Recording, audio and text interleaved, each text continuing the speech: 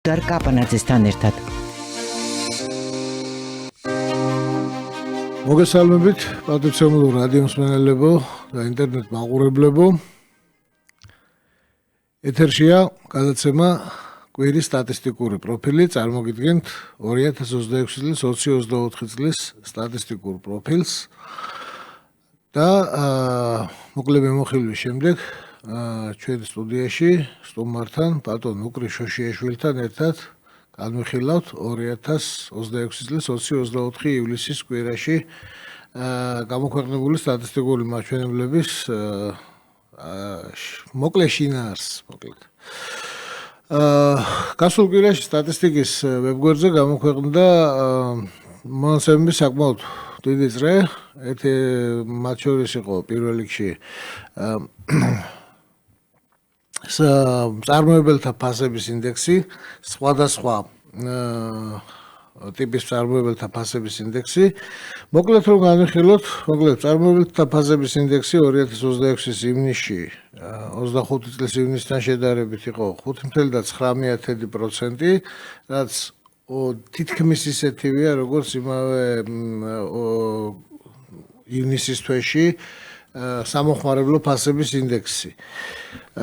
თუ შევხედავთ ჯაჭვურ ინდექსებს, ანუ 2020 წლიდან 2026 წლის ივნისის ჩათვლით, დავინახავთ, რომ ინფლაციის ძირითადი ნაწილი გროვდებოდა 20-21 წლების პერიოდში და საერთოდ ეს ფასები მზარდია, შემცირებისკენ ნაკლებად აქვს ტენდენცია.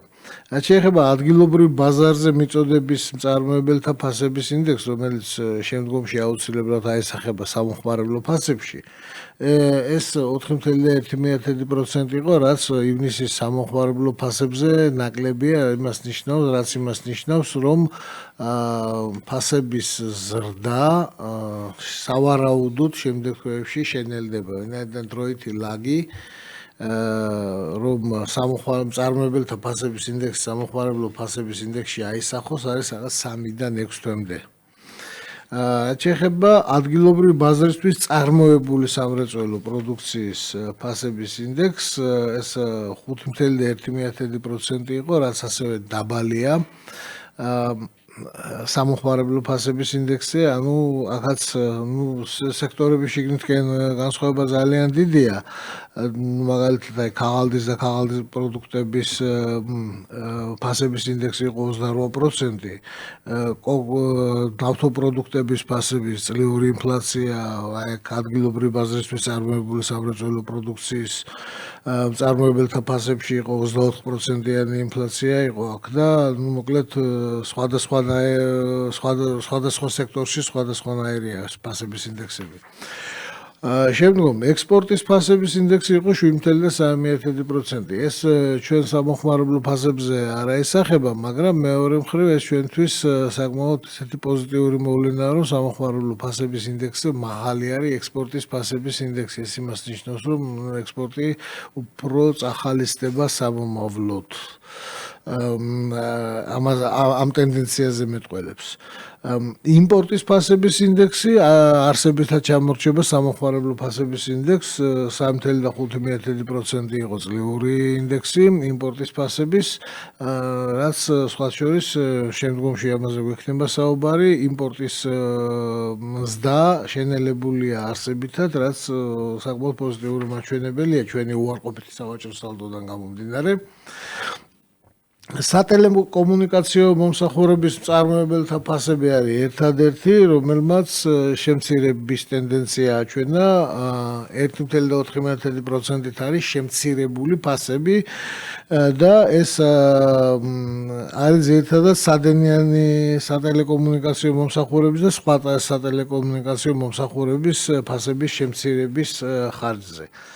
მშენებლობისთვის შეძენილი სამშენებლო მასალების ფასების ინდექსი 3.6% იყო, რაც ასევე დაბალია სამოხმარებლო ფასების ინდექსზე და აქაც განსხვავებულია სხვადასხვა ტიპის მშენებლობებისთვის ამის დეტალურად მოყოლა ძალიან ძნელია რადიო ეთერში, მაგრამ საერთო სურათი ისეთია, რომ სხვადასხვა ტიპის მშენებლობების და შენობა ნაგებობების მშენებლობისთვის ინდექსები არსებითად განსხვავებულია ერთმანეთისგან. რაც შეეხება ტრანსპორტის და სასაწყობო მომსახურებაზე მწარმოებელთა ფასების ინდექსს, ეს 6.2% იყო და აქ ძალიან მნიშვნელოვანი არის შიდა სექტორული განსხვავებები. საჰაერო ტრანსპორტის მომსახურება არის არსებითად გაძვირებული 17%-ით და სახმელეთო ტრანსპორტის მომსახურებაა გაძვირებული შედარებით მაღალი ტემპით, ხოლო დასაწყობების და დამხმარე სატრანსპორტო სამუშაოების ფასები შემცირებულია. ახლა ტრანსპორტის მომსახურების გაძვირება გასაგებია, რამაც გამოიწვია ეს არის საწოლზე და ენერგომატარებლებზე ფასების ზრდის შედეგი. შემდგომ სასტუმროების და რესტორნების მწარმოებელთა ფასებიც 7.7%-ით არის გაზრდილი ივნისში, გასული წლის ივნისთან შედარებით. აქ დაახლოებით ერთნაირია, როგორც სასტუმროების, ისე რესტორნების სეგმენტში. რაც შეეხება სამოხმარებლო ფასებს, მისი სამოხმარებლო ფასები 2026-ის ივნისში 2025-ის ივნისთან შედარებით 5.8%-ით არის გაზრდილი. ეს ინფლაციის სამიზნე მაჩვენებელზე ოდნავ მეტია. მაგრამ მწარმოებელთა ფასების ინდექსი აჩვენებს, რომ უახლოეს თვეებში ამ ფასების ზრდის ტემპი სავარაუდოდ შემცირდება. განსაკუთრებით რამაც განაპირობა სამოხმარებლო ფასების და ეს არის ტრანსპორტის სექტორში სამოხმარებლო ფასების და აქ განსაკუთრებით რამდენიმე კომპონენტია მნიშვნელოვანი. სატრანსპორტო მომსახურების ფასები არსებითად არ არის გაზრდილი, მაგრამ პირადი ტრანსპორტის ექსპლუატაცია, ანუ საზღვაოს ფასები არის მკვეთრად გაზრდილი და ამიტომ იყო 16%-იანი ინფლაცია ტრანსპორტის სეგმენტში ფასების ზრდის. საერთო ჯამში მწარმოებელთა და სამოხმარებლო ფასების ინდექსები, რომ შევადაროთ ერთმანეთს, დავინახავთ, რომ მწარმოებელთა ფასები თითქმის ყველგან ოდნავ ჩამორჩება სამოხმარებლო ფასების ზრდის ტემპს, ანუ ეს იმას ნიშნავს, რომ მომავალში ფასების ზრდის ტემპი სავარაუდოდ შენელდება. რაც შეეხება კუმულატიური ცვლილება, ანუ ჯამში რამდენი პროცენტით გაზვირდა ფასები 2020 წელთან შედარებით. 2020 წელთან შედარებით სამოხმარებლო ფასები არის 35%-ით გაზრდილი, ხოლო მწარმოებელთა ფასები ყველაზე მეტად გაზრდილი არის სასტუმროების და რესტორნების სეგმენტში 54.6%-ით. ეხლა აი ამ ფონზე ამ სასტუმროებთან და ანუ ეს ყველაფერი ტურისტულ ინდუსტრიასთან არის დაკავშირებული და აქ ტურისტულ ინდუსტრიაში ფასები მზარდია, როგორც ხედავთ. შემდგომ ასევე სტატისტიკის ეროვნულმა სამსახურმა გამოაქვეყნა საცხოვრებელი უძრავი ქონების ფასების ინდექსი 2026 წლის მეორე კვარტლისთვის და აღმოჩნდა, რომ საცხოვრებელი უძრავი ქონების ფასები 4.94%, ან თითქმის 5%-ით არის გაზვირებული გასული წლის მეორე კვარტალთან შედარებით და ოდნავ მაღალი არის ფასების ზრდის ტემპი კერძო სახლებისთვის, შედარებით ნაკლებია თბილისისთვის, ბინებისთვის და ეს ინდექსი მხოლოდ თბილისის მაჩვენებლებს მოიცავს სხვა შორის. შემდგომ თუ შევხედავთ უბნების მიხედვით, ყველაზე მეტად 2021 წელთან შედარებით ფასები მთაწმინდაზეა გაზრდილი და ვაკეში, ყველაზე ნაკლებად ჩუღურეთში და საბურთალოს. ესეა, სტატისტიკა ამას გვეუბნება. შემდგომ სტატისტიკის ეროვნულმა სამსახურმა ასევე გამოაქვეყნა იმ საგარეო ვაჭრობის დეტალური მონაცემები და აი მონაცემების მიხედვით 2026 წლის იანვარ-ივნისის მონაკვეთში საქართველოსთან ექსპორტირებული იყო 3.98, ანუ 3.880 მილიონი დოლარის პროდუქცია. და ეს არის 20%-ით მეტი 2025 წლის იგივე პერიოდის მაჩვენებელთან შედარებით. შემდგომ ქვეყნების სხვილი ჯგუფების მიხედვით ექსპორტის სტრუქტურა არსებითად პრინციპში ისეთივეა, როგორიც იყო მთელი 95 წლიდან მოყოლებული. ხოლო აი ბოლო პერიოდში რაღაც შემცირდა დსთ-ს ქვეყნებში ექსპორტის წილი, მაგრამ ეს შეიძლება სეზონური მოვლენა იყოს, ეგ რაბე ჩამოყალიბებულ ტენდენციაზე საუბარი ძალიან ძნელია. 2026-ის იანვარ-ივნისში წამყვანი პარტნიორი ქვეყნების ჩამონათვალი არსებითად ისეთივეა, როგორც ტრადიციულად იყო, მაგრამ არის ახალი წევრიც, ეს არის ტოგო, სადაც მთლიანი ექსპორტის დაახლოებით 3% იყო განხორციელდა 2026 წლის იანვარ-ივნისში. ძალიან საინტერესოა, რატომ არის ტოგო ჩვენი ერთ-ერთი წამყვანი სავაჭრო პარტნიორი ექსპორტის თვალსაზრისით. თუ შევხედავთ აი ამ წამყვან ათეულს, ამ ზდაში 53%-იანი შემაფერხებელი წვლილი შეიტანა ყირგიზეთში ექსპორტის შემცირება, ეს არის ძირითადად ავტომობილების ექსპორტის შემცირება ყირგიზეთში და ყაზახეთში 22%-იანი შემაფერხებელი წვლილი შეიტანა მთლიანი ექსპორტის ზდაში, ხოლო ეს შეფერხება დაბალანსდა შემდგომ დანარჩენი ქვეყნების, განსაკუთრებით ჩინეთში ექსპორტის ზრდით და თურქეთში ექსპორტის ზრდით და ასევე მნიშვნელოვანი იყო ტოგოს წვლილის, რაც არ უნდა საკვირველი იყოს. მთავარი საექსპორტო პროდუქცია ისევ იყო მსუბუქი ავტომობილები და ნავთობი და ნავთობპროდუქტები, რაც საკმაოდ საინტერესო რამეა. მე თავიდან ფიქრობდი, რომ ეს იყო ჩვეულებრივი რეექსპორტი, მაგრამ როგორც შემდეგ გაირკვა, ეს სულაც არ არის რეექსპორტი, ამაზე მე მოგვიანებით მოგახსენებთ, როდესაც ადგილობრივი ექსპორტის დინამიკაზე გადავალთ. მოკლედ ეხლა რაც შეეხება 2026 წლის იანვარ-ივნისში შესაბამის პერიოდთან ექსპორტის მთლიანი ექსპორტის პროცენტულ ცვლილებას ძირითადი სასაქონლო ჯგუფების მიხედვით. აღმოჩნდა, რომ მინერალური საწვავი საცხები და მასთან დაკავშირებული მასალები, რაშიც შედის ნავთობპროდუქტები, აი ამ პროდუქციის 7-ჯერად მასდა გასული წლის შესაბამის პერიოდთან შედარებით 66%-ით განსაზღვრა ექსპორტის მთლიანი მოცულობის ზრდა. და ეს იყო ერთ-ერთი მთავარი კონტრიბუტორი და ასევე არასაკვები ნედლი მასალების საწვავის გარდა. აი ამ ორმა პოზიციამ განსაზღვრა ძირითადად მთლიანი ექსპორტის ზრდა.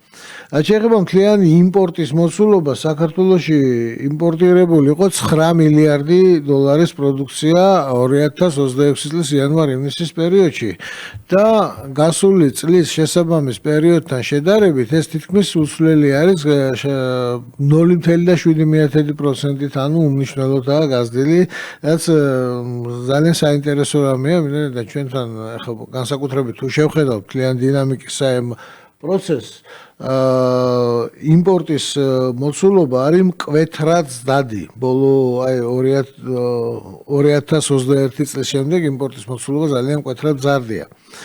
წამყვანი სავაჭრო პარტნიორების პირველი ათეული არსებითად იგივეა, როგორც წინა წლებში და აღსანიშნავი არის ჩინეთის მზარდი წილი აი ამ ბოლო პერიოდში, რაც ჩინეთის როგორც ჩვენი მნიშვნელოვანი სავაჭრო პარტნიორის პოზიციის ჩამოყალიბების მაჩვენებელია. ძალიან არასტაბილური არის ამერიკის შეერთებული შტატების წილის დინამიკა, რუსეთის წილის დინამიკა საკმაოდ არასტაბილურია, თუმცა ამ ბოლო პერიოდში უკვე სტაბილურად რაღაც 10-14%-ის დიაპაზონში მერყეობს. რაც შეეხება მთავარ საიმპორტო პროდუქციას, წამყვანი საიმპორტო პროდუქცია იყო მსუბუქი ავტომობილები, რომელიც ძირითადად რეექსპორტისთვისაა განკუთვნილი, როგორც ნახეთ, და მესამე პოზიცია იყო სამკურნალო საშუალებები, რაც ძალიან საყურადღებო რამეა, რომ ამდენი სამკურნალო საშუალებების და მედიცინასთან დაკავშირებული პროდუქციის იმპორტს თუ ახორციელებთ, რამდენად აზრიანი არ იქნება საქართველოში ადგილობრივი ფარმაცევტული მრეწველობის განვითარება, ალბათ აზრიანია, რა ვიცი, ყოველ შემთხვევაში ერთ-ერთი წამყვანი პოზიცია იმპორტის საიმპორტო პროდუქციაში ღირებულებების მიხედვით არის სამკურნალო საშუალებები. შემდგომ, რაც შეეხება, ახლა ცვლილებაში შეტანილი წვლილის მაჩვენებლების განხილვა მაინამაინც აზრს მოკლებულია არის იმდენად, ვინაიდან ძალიან უმნიშვნელო, ძალიან მცირე იყო იმპორტის ზრდა 0.7%. თუმცა თუ შევხედავთ აი ამ პროდუქციის იმპორტის პროდუქციის სახეობების მიხედვით, სექციების მიხედვით აი ამ შეტანილ წვლილს დავინახავთ, რომ თვითონ შიგნითკენ პროდუქციის სტრუქტურაში საკმაოდ დიდი იყო ცვლილებები. ის რომ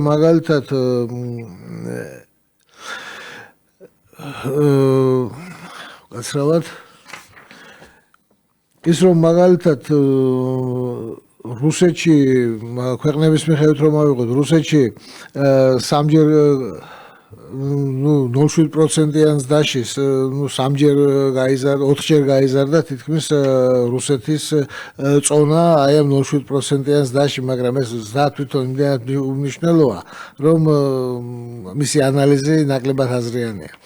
ძალიან მნიშვნელოვანი არის ადგილობრივი წარმოშობის ექსპორტის ცვლილება, ვინაიდან ადგილობრივი წარმოშობის ექსპორტი არის ერთ-ერთი მთავარი მახასიათებელი ჩვენი ქვეყნის ეკონომიკის მდგომარეობის.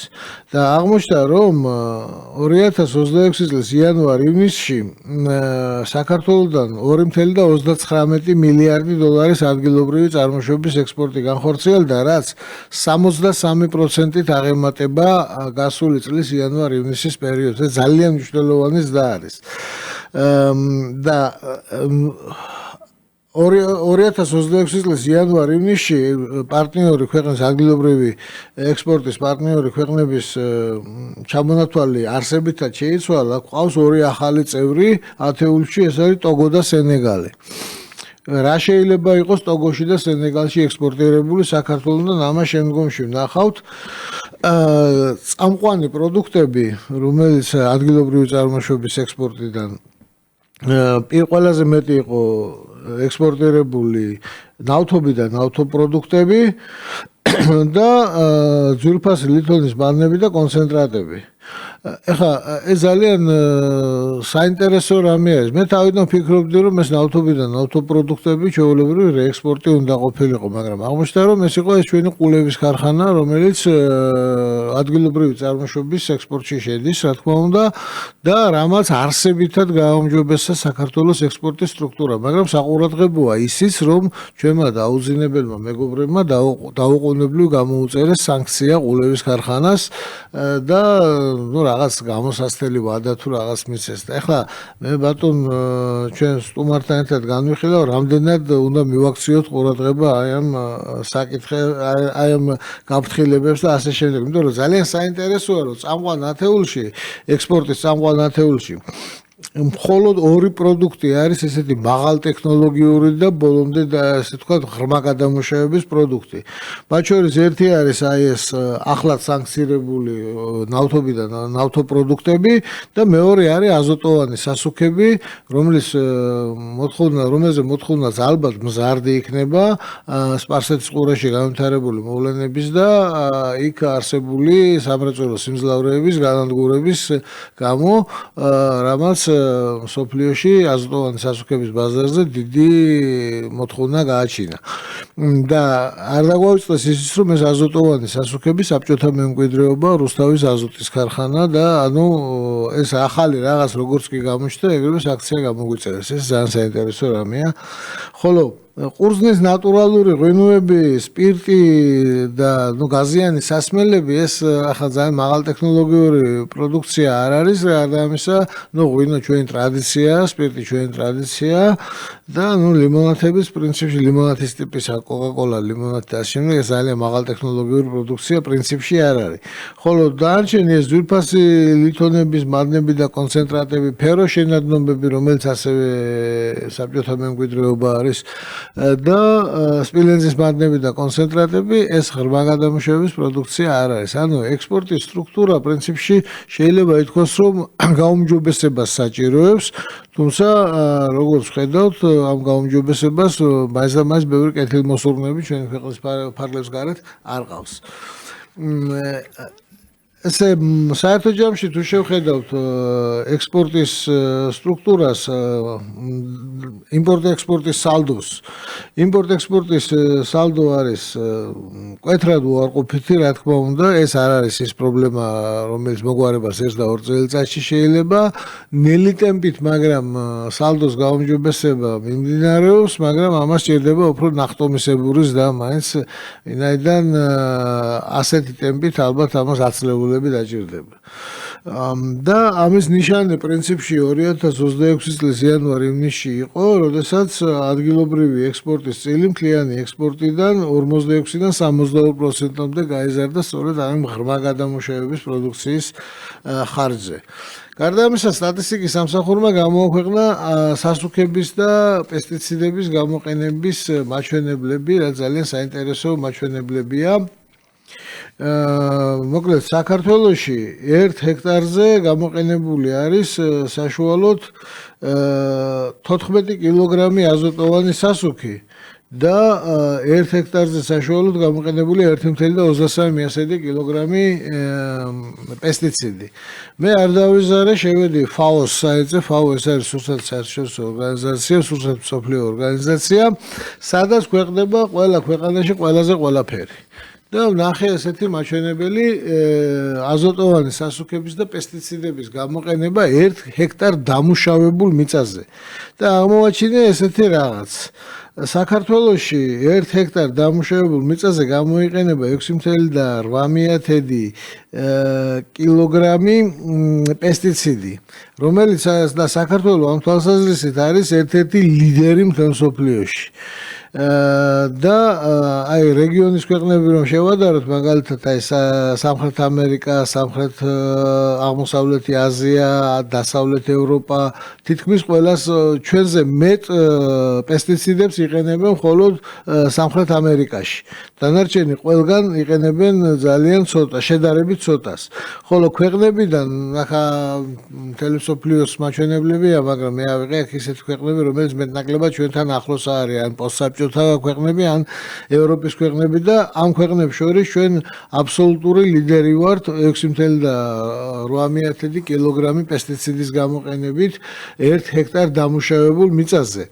და მსოფლიოში საშუალო ეს მაჩვენებელი არის 2,4 კილოგრამი ჰექტარზე.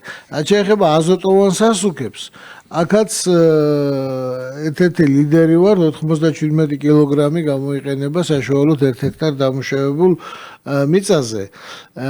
და ჩვენზე მაღალი მაჩვენებელი არის თურქმენეთში, უზბეკეთში, ჩინეთში და დიდ ბრიტანეთში, ხოლო მსოფლიოში საშუალოდ გამოიყენება 67,7 კილოგრამი. ქვეყნების მსხვილი ჯგუფებიდან სამხრეთ აზია და ზოგადად აზიის კონტინენტზე გაცილებით მეტი გამოიყენება ჩვენთან შედარებით სასუქები. ხოლო ყველაზე ცოტა ეს სასუქები გამოიყენება აფრიკაში. აფრიკაში ალბათ იმიტომ არა, რომ რაღაც უკეთესი მიწები, ალბათ იმიტომ რომ სოფლის მეურნეობის კულტურა შედარებით დაბალი არის. ეხლა აქედან გამომდინარე შეიძლება ვთქვათ, რომ რამდენად საქართველოს სოფლის მეურნეობა რომ არ არის საუკეთესო მდგომარეობაში, ეს ბუნებრივი და გასაგებია, მაგრამ პესტიციდების და სასუქების გამოყენების ესეთი მაღალი მაჩვენებელი ხომ არ გვიჩვენებს იმას, რომ ბიო წარმოება საქართველოში მაინდა-მაინც დიდ პატივში არ არის. აი ესეთი იყო მოკლედ 20-24 ივლისის კვირის სტატისტიკური პროფილი. ახლა ბატონ ნუკრისთან გადავდივარ ალავერს. რას გვეტყვით ბატონ ნუკრი? ხო, მოგესალმებით პირველ რიგში და მოკლედ ბატონ ვაკას გადააჭარბეთ მონოლოგში. ყველაფერზე ვერ დავიწყებ საუბარს, მოდი ისე მაშინ ესე დავიწყოთ. ორი მნიშვნელოვანი მომენტია. პირველი ეს არის ირანში ომი და ჰორმუზის სრუტის გადაკეტვა. ამას შექმნა მთელი რიგ რესურსებზე დეფიციტი და ამ შემთხვევაში ჩვენნაირი სახელმწიფოები გარკვეულ რაღაცა ბენეფიტებს იღებენ ამ ყველაფრისგან.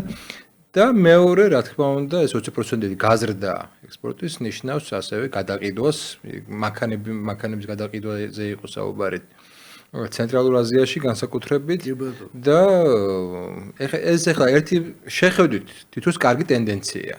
მაგრამ მეორე შეხედვით ეს არის ცოტა ქაოტური ერთი მხრივ და მაინც ჩვენ შიდა წარმოებაზე და ჩვენ რაღაცა ეკონომიკურ სტრუქტურაზე დადებითად მაინც არ მეტყოლებს, იმიტომ რომ ეს არ არის სისტემის ნაწილი, ეს არ არის ჩვენი ეკონომიკური სტრუქტურის ნაწილი, ეს არის რაღაცა გეოპოლიტიკური, მოდი ესე ვთქვათ, დროებითი გამართლების რაღაც ნაწილი, ამიტომ ის რომ ძალიან გვიხაროდეს ეს და ესე გაგრძელდება და რაღაცა ამაზე ავაგოთ რაღაცა იმედები, მგონი თლაც სწორი არაა, თუმცა ტენდენცია რა თქმა უნდა სასიხარულო.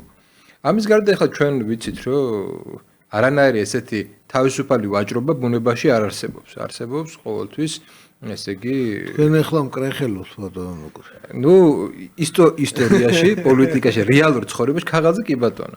არც ჩვენ და თურქეთს გვაქვს ეგეთი ხელშეკრულება თავისუფალ ვაჭრობაზე და არანაირი თავისუფალი ვაჭრობა ყოველ შემთხვევაში ქართველისთვის იქით არ არის და აქეთ კი ბატონო, აქეთ არის. გვაქვს 5 ხელშეკრულება თავისუფალი ვაჭრობის ევროკავშირთან, DST, ჩინეთი, თურქეთი და ჰონკონგი. და აქედან ესე იგი ყველაზე მძიმე ჩვენი ესე იგი სოფლის მეურნეობისთვის განსაკუთრებით არის თურქეთთან. იმიტომ რომ ყველა ის პროდუქცია რომელიც ჩვენ მივირთმევთ იქნება ეს ქათამი თუ სხვადასხვა ესეთი პროდუქცია შემოდის კვერცხი იქნება თუ სხვადასხვა ეს შემოდის სწორედ თურქეთიდან. ახლა კი კვერცხი არა, სხვა შორის კვერცხი არის ერთადერთი პროდუქტი ეს ახლა მთლიანად ბოლო რამოდენიმე წლის განმავლობაში ხო მოხდა ჩანაცვლება, მაგრამ მთავარი მომენტი ესე იგი რა არის აქ და რა არის ეკონომიკა მარტო ფული არ არის, ხო? ეკონომიკა არის ეს მეორე მკრეხელობა თქვით ახლა. ხო. ანუ ადამიანებს გონიათ რომ რაღაცა ეკონომიკა უნდა დავითვალოთ მარტო ფულით. არა და ეკონომიკა არის მთელი რიგი ბევრი რაღაც. მათ შორის არის ჯანმრთელობაც და რასაც ვჭამთ, რა საჭმელსაც, როგორ საჭმელსაც ვჭარს, ესაც არის. თქვენ უკვე ახსენეთ ეს და მე შევედი აზერბაიჯანელებთან მიმართებაში, რა ჩვენ მე მგონი 6ჯერ თუ 7ჯერ მეტ ესე ქიმიკატებს ვიყენებთ, ვიდრე აზერბაიჯანელები იყენებენ. კი. მე მგონი პროცენტულად ესეა ხა. კი, 0.23-ია იქ და ჩვენთან არის 6.8. ხო, ანუ ხო თითქმის ხო 7 რა ავიღოთ. ხო, მეტჯერ კიდე 10 თან რიგით მეტია. ხო და ბად ძალიან ესე დიდი მნიშვნელობა აქვს, რომ ამებს პარალელურად იზრდება ეს რას ჯანმრთელობის ბიზნესი რასაც ქვია ხო საქართველოში რომელიც ასევე ხო შემოტანილია კლიენტად მონოპოლიზირებულია და ადგილზე თითქმის არაფერი არ იწარმოება ეს ძალიან ანუ რაც იწარმოება ესეც არის ესეთი ნახეთ რაც არის პესტიციდების მოხმარება რა ზრდის ჩვენ ჯანმრთელობის დაზიანებებს ესე ვთქვათ რას ზრდის იმ სხვადასხვა ხა სუფთა ყოფი დონეზეც რო ავიღოთ რა ვიცი გემოებზე იგრძნობა უკვე რომ ეს ხილი არ არის რასაც რამოდენიმე 10 წლეულის წინ ჩვენ ჭამდით აღარ არის ეს კი ბატონო ამაზე და მე უკვე ჯანმრთელობა საერთო ფონზე და ბუნებრივია ის ნაწილი რაცაც ქვია ეს ჯანდაცვის ეს ნაწილი მოსახლეობაში და ჯანდაცვა კიდე ძალკე მხიარულებაა ხა ჯანდაცვა განიხილება ჯანმრთელობა არა როგორც ეგზისტენციალური უფლება არამედ როგორც ჩვეულებრივი ბიზნესი, ჩვეულებრივი სერვისი და როდესაც ბიზნესი თუ ჯანდაცვა არის ბიზნესს აქვს თავისი მოთხოვნა მიწოდება, ანუ ჯანდაცვა თუ ბიზნესია, ის მოითხოვს ავადმყოფების არსებობას, რაც მეტი ქრონიკული ავადმყოფი იქნება, მით უკეთეს. და კიდე ერთი მნიშვნელოვანია ეს საგარეო ვაჭრობაზე ისაუბრეთ თქვენ, თავარი ერთ-ერთი აი ტოგო ახსენეთ ხო? აი სავარაუდოდ მან იყო ესე ნავთობის ექსპორტი. ნავთობის ექსპორტი. ტოგოში და სენეგალში. სენეგალში. მაგრამ აქ ცენტრს რა არის? რამდენი ხანი უნდა გაგრძელდეს ესეთი ურთიერთობა ტოგოსთან? ანუ იმის თქმა მინდა რომ ეს გვაძლევს თუ არა ჩვენ ექსპორტის პოლიტიკის დაგეგმვის და შემდეგ ამაზე პოლიტიკების აგების საშუალებას. მე მგონი არ გვაძლევს ამ ეტაპზე. ანუ ქაოსური საქმე რაშია? საქმე რაშია თუ ეს აი ეს ქარხანა რომელსაც სანქციები გამოუცხეს, მაგრამ ის 21 პაკეტი მე მგონი ჩავარდა. ვერ მიიღეს, იმიტომ რომ საბერძნეთმა რაღაც თავისი აზრი გამოთქვა ამასთან დაკავშირებით და კიდევ რამდენიმე ქვეყანამ ევროკავშირის რუსეთის მიმართ სანქციების 21 პაკეტი, რომელშიც ის ყულევის ქარხანა იყო შეტანილი. თუ ეს ქარხანა იმუშავებს და თუ ეს პროდუქცია იწარმოება, მასზე მოთხოვნა იქნება. ტოგო თუ არ იქნება, სხვა იქნება რა. მაგრამ აქ თავარი არის პროდუქციის წარმოება და მისი მყიდველი ყოველთვის მოეძებნება.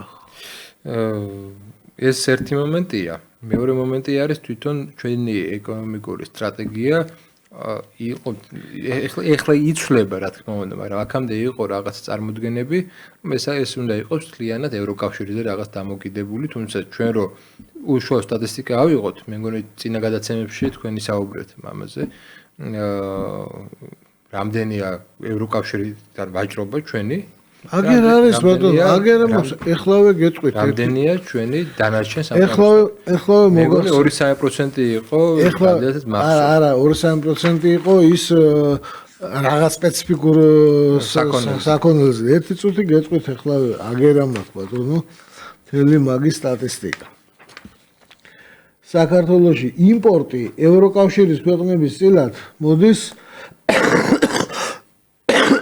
მთლიან იმპორტის 25%. 25%. ხოლო ექსპორტში ევროკავშირის წილი მთლიან ექსპორტში თავისი რეექსპორტი და ყველაფრის ჩათვლით არის 12-10%. 10% ამ პირველ ნახევარში და 2025-ში იყო 12%. საინტერესოა რომელი ქვეყნები იგულისხმება ეგ საინტერესო. აქ ეგ ძირითადად არის ბულგარეთი, სადაც იგზავნება სპილენძის მადნები და კონცენტრატები, ანუ შემოდის ჩილედან სპილენძის მადანი, პლუს აქ ჩვენთან რაც მოიპოვება სპილენძის მადანი, მზადდება კაზმი და მიდის იქაც სასაულით გადარჩენილ საბჭოთა პერიოდიდან გადარჩენილ სპილენძის გადამამუშავებელ ქარხანაში.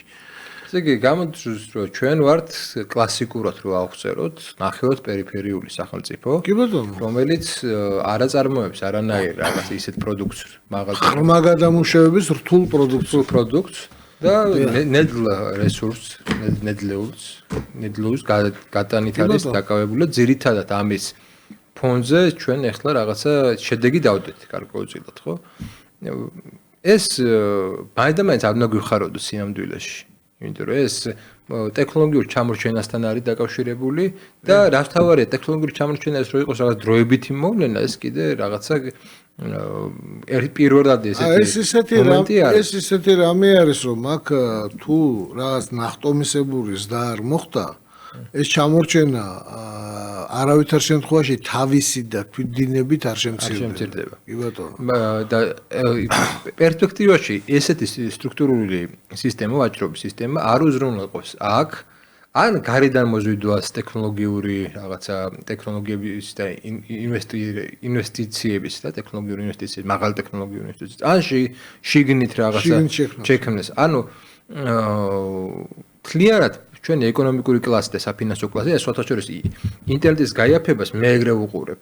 რატომ არის ეს, რომ ეს პოლიტიკური სტაბილურობის ერთ-ერთი მნიშვნელოვანი რაღაცაა. სადაც აი თუ აკვირდებით, სადაც რეალური ეკონომიკა მუშაობს, იქ როგორც წესი ინტერნეტის ფასი იქნება ეს გერმანიაში შედარებით ძვირია. ვიდრე ის ჩვენ არის სახელმწიფოში. არ დაუკვირვებია, მაგრამ საინტერესო იქნება. და ის რომ შენი მოსახლეობა იყოს მეტნაკლებად გარკვეულწილად ნახეთ, პოლიტიკურ სივრციდან ან რეალური ეკონომიკური სივრციდან მოწყვეტილი, საჭირო რაღაცა ეგეთ სივრცე, ვირტუალური სივრცე. და ამას ემატება კიდე ერთი რაღაცა პარალელურად ჩვენ ვისაუბროთ, აი ბინების საკითხზე, ხო, ფასებზე. რეალურად ესე იგი 60% იყო, ხო, 21-დან დღემდე მატება. ანუ გამოდის რომ ჩვენი საბინაო პოლიტიკა განიცდის ფინანსიალიზაციას.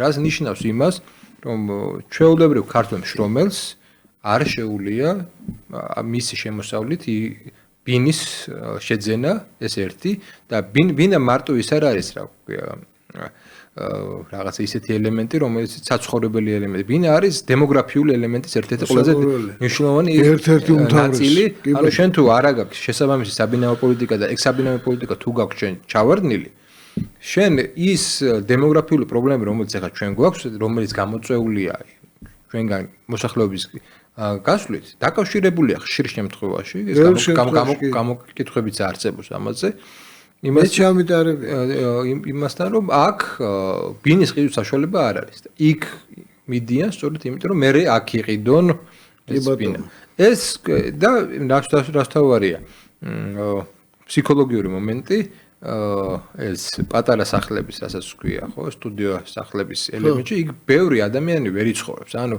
დემოგრაფიული ზღუდი არის ესე თქვა ჩვენთვის ესეთი მომენტი და ერთი მხრივ ჩვენ რაღაცას საუბრობდით ეროვნულ ინტერესებზე რაღაცა ოჯახის ღირებულებებზე და მეორე მხრივ საბინაო პოლიტიკა ესე აშვებული კონდეს და მთლიანად აი ეს ფინანსიალიზაცია მოახდინოთ მესმის რომ ჩვენ ქვეყნებს რომელსაც არ აქვთ განვითარებული რეალური ეკონომიკა ჭირდებათ რაღაცების ფინანსიალიზაცია რომელიც პრინციპში მეერე წრიულად განვითარებლობის ეკონომიკას ქმნის და მესმის ეს რომ ეს რაღაცა სწრაფად გადადგმული ნაბიჯი ვერ იქნება მაგრამ ხო შეიძლება იყოს ამ ფინანსიალიზაციასთან ერთად სახელმწიფოს კონდეს საკუთარი რაღაცა საბინაო ძლიერი პოლიტიკა ახალ შექმნილი ოჯახებისთვის მით უმეტეს როდესაც უკვე სახელმწიფო სივრციდან საუბარი არის დემოგრაფიულ საკითხებზე და ისინი განიცდიან ამას ეს არ არის ისეთი საკითხი რომელსაც ხელისუფლება უარყოფს ჩემი აზრით ახლა რასაც თქვენ ლაპარაკობთ ეს დიაგნოზის ნაწილში მართალია ყველაფერი მაგრამ აი გამოსავალს რაც შეეხება მე გამოსავალს აი ამ ამბებიდან უყურებ მაინც ესე თვითდინებით ეს პრობლემები მოგვარებას არ ექვემდებარება საერთოდ ესეთი რამეები თვითდინების რეჟიმში არ კეთდება ისიც რომ ბიზნეს ჩავაბაროთ მე ესეთ რამეს ნაკლებად ვიზიარებ რომ ბიზნესი ყველაზე ჭკვიანია და თვითონ მოაგვარებს მაგრამ თუ ის მთავრობამ რაც მას აქვს გაცხადებული ეს განვითარების ათწლიანი პროგრამა და განათლების რეფორმა ეს ორი საკითხი თუ იქნება გაკეთებული ისე როგორც საჭიროა ანუ განვითარების ათწლიანი პროგრამა და შემდგომი განვითარების პროგრამები საერთოდ ფოკუსირებული იქნება რეალური ეკონომიკის განვითარებაზე, რეალური ეკონომიკის განვითარებას აქვს ძალიან დიდი მულტიპლიკაციის ეფექტი. ეს არის დამამუშავებელი მრეწველობა და ეს არის სოფლის მეურნეობა. მშენებლობასაც რეალურ ეკონომიკაში თვლიან ხოლმე, მაგრამ მშენებლობა პრინციპში მე არ თვლი ხოლმე რეალურ ეკონომიკაში, იმიტომ რომ მშენებლობის მულტიპლიკაციის ეფექტი არის დაბალი. ეს ერთხელ ააშენე და მე არის, ხო? და დამამუშავებელი მრეწველობას აღწარმოების ეფექტი აქვს ძალიან მაღალი. და ის მერე თვითონ ეკონომიკაში ძალიან ბევრ დამატებით სიკეთეებს ქმნის. და ამან უნდა უზრუნველყოს პრინციპში ახლა ამ მაჩვენებლებში გამოჩნდა რომ აი ყულებში ქარხნის გაკეთება უცებ შეიტანა პოზიტიური წვლილი ადგილობრივი ექსპორტის სტრუქტურაში. ანუ ბევრი ასეთი რაღაც არის გასაკეთებელი. მე მგონია რომ არსებობს ორი პრობლემა სტრუქტურულად. პირველი არის საგარეო ფაქტორი. ის ხელშეკრულებები რაც დავდეთ თვითონ ხელს უშლის ადგილობრივ წარმოებას მთლიანად პრინციპში ეს პირდაპირ დარტყმა ადგილობრივ წარმოებისთვის. რა თქმა უნდა, DCFTA-ის ფარგლებში ევროკავშირის რეკომენდაციით შემუშავებული უკალებლივ ყველა კანონი თითქმის არის ადგილობრივი წარმოების მესაფლავე. და მეორე მნიშვნელოვანი პრობლემა ესაა შიდა ფინანსური ელიტები, რომლებიც არიან ძალიან ძლიერები პოლიტიკურად. ყველა ეს შეიძლება უამრავი პრემიერ-მინისტრი შეიცვალოს, მაგრამ ეს ბანკის დირექტორები, ბანკის მმართველები ვინც არიან, ისინი რაღაც უცვლელები არიან ხშირ შემთხვევაში. ნუ ის კერძო სექტორია. და ამის გარდა მნიშვნელოვანი მომენტია, რომ სხვა ფულის წყარო ჯერჯერობით არ არის ბანკის გარდა. საზოგადოებაში. არც ბირჟა არა გვაქვს, არც სხვა რაღაცა ობლიგაციები, სახელმწიფო ობლიგაციები, არც სხვა ისინი არ აქვს. ეხლა დაიწყო ეს საპენსიოზე რაღაცა იმედებს ვამყარებთ თითქოს, მაგრამ მაინც სუსტი არის იმასთან შედარებით, რაც უნდა იყოს, ხო? მაგ საპენსიო ფონდთან დაკავშირებით ერთი რამე უნდა ვთქვა, რომ საპენსიო ფონდი რასაც აკეთებს პირველ რიგში თუ რაღაც პრობლემებზე ილაპარაკეს, საპენსიო ფონდის ყურადღებით ნახონ კანონმდებლობა.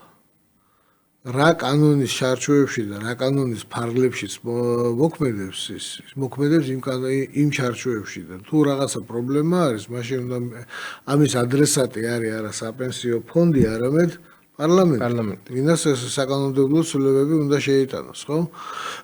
იმიტომ რომ ეხლა როგორ რაღაც არის იმ ფონდს აქვს თავისი წესები, თავისი კანონები, თავისი მოქმედების ჩარჩო.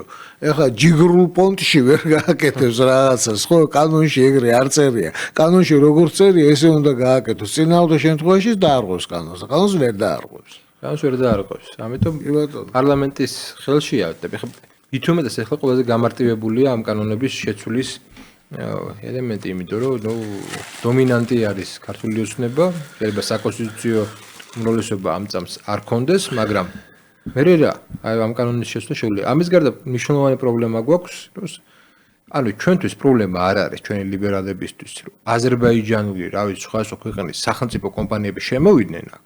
მაგრამ პრობლემა არის საქართველოში არსებობის სახელმწიფო კომპანია. რომელიც რაღაცა შიდა დაფინანსებებს განახორციელებს. ეგ აზრიც ალბათ გადასახედი და მისახედი არის. იმიტომ რომ რატომ არ უნდა იყოს დამისახელი ნებისმიერი განვითარების პროცესი, სადაც მთავარი მოთამაშე არ იყოს სახელმწიფო. არსად არ მომხდარა ეს. აი მთავარი პრობლემა რაშიც არის, რაშიც ვხედავ ხშირ შემთხვევაში ეს არის ჩვენ პოლიტიკურ სივრცეში საკმაოდ ჭარბად არის ეს ფინანსური ელიტების ინტერესი ინტეგრირებული პოლიტიკურ პლასთან. აი ეს ჩემთვის არის ყველაზე ესეთი პრობლემური საკითხი.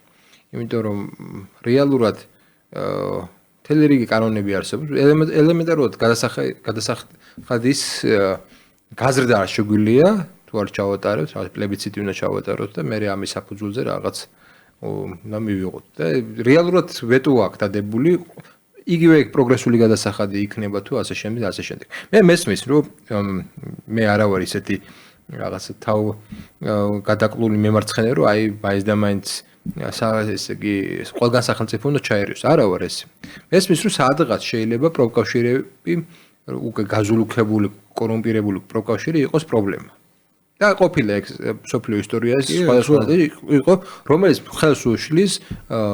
ხელს უშლის ახალ ტექნოლოგიების შემოდინებას, ხელს უშლის ახალი ბიზნესების შექმნას. მესმის ეს რომ ამების მე რაღაცა განეიტრალებით ეკონომიკა ცოცხლდება, მაგრამ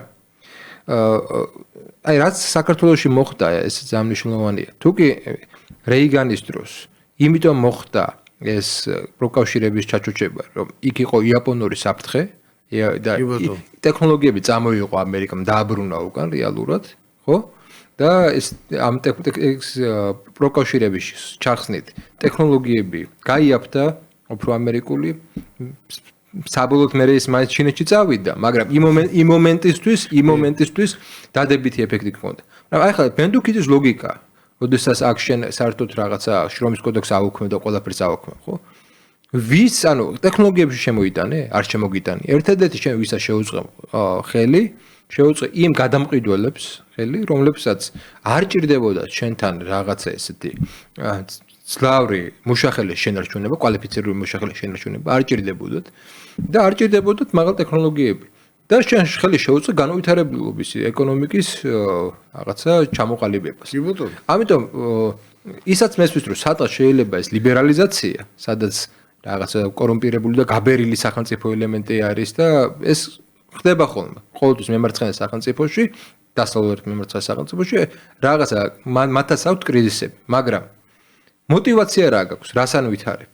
და ჩვენთან არ მოხდა ეს ტექნოლოგიური ელემენტის ესე იგი განვითარება. ეხლა დუბროვის ის იყო, ალბათ ნახავდით. ტელეგრამის დამაარსებელმა დაწერა დუროვის განცხადება იყო, რომ საქართველოს კარგი ინვესტიციების ადგილია. ეს ერთი მხრივ კარგია. მაგრამ ესაც ვიცოდით, რომ ესეთი კომპანიები თუ შემოვა, აქ რაღაცა დასაქმების დონე შეიძლება სერიოზულად არ გაიზარდოს. მაგრამ აქ შემოვა ტექნოლოგიები, რაც მე საბოლოო ჯამში შექმნის იმის საშუალებას, რომ აქ ახალგაზრდა ქართველმა რაღაცა პროგრამა შექმნას და ინტეგრაცია მოახდინოს აქ. ანუ ტექნოლოგიების მოზიდვა მეტნაკლებად შესაძლებელი გახდება ესეთ სივრცეში. ამიტომ ჩვენ რაღაც ბალანსი გვაქვს დასაცავი. არც ისეთი მკაცრები უნდა ვიყოთ, რომელიც გააყრის აქედან ყველა ბიზნეს და არც ისე უნდა ვიყოთ, როგორც ეხლა არის, რომელსაც კარი გაქვს გაღებული, ყურთამდე გაღებული. ძალიან საინტერესო იყო ბატონო ნუკრი. დიდი მადლობა მინდა გითხრათ სტუდიაში მომზადებისთვის და ძალიან საინტერესო განხილვისთვის.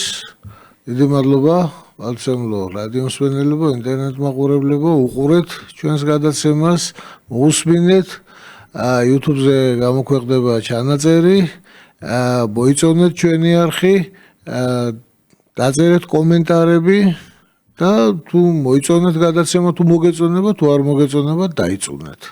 გვისმინეთ ტალღაზე FM 98 და 5, კახეთის რეგიონში FM 102 და 4. დიდი მადლობა ყურადღებისთვის, კარგად ბრძანდებოდეთ მომავალ შაბათამდე.